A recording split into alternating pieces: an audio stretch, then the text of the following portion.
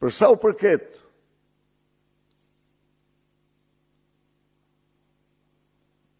etiketave që përdori Edi Rama,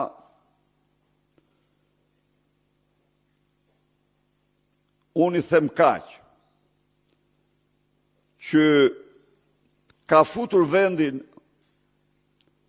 në një fazë të re si kur më parë, në 32 vite. Dhe e garantoj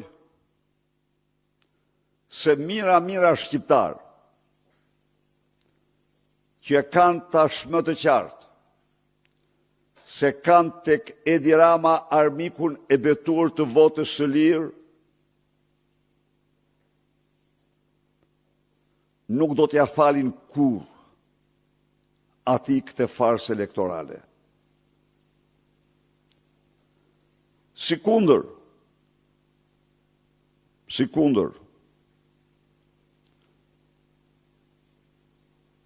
shprehbindjen dhe besimin tim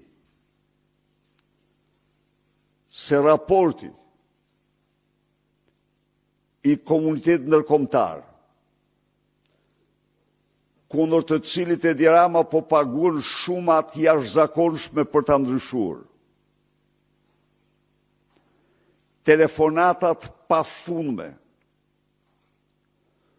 por nuk do t'ja arrijë. Raporti do t'jetë pasqyra më e vërtet e kësaj farse, për të cilën dhe njëherë fjalen do t'a kenë shqiptarët. Ka vetëm një rrugë, largimin e Edi Ramës, qeveri teknike dhe përsëritje të zgjedhjeve. Asnjë alternativë tjetër nuk shpëton shqiptarët nga farsa elektorale e instaluar në Shqipëri.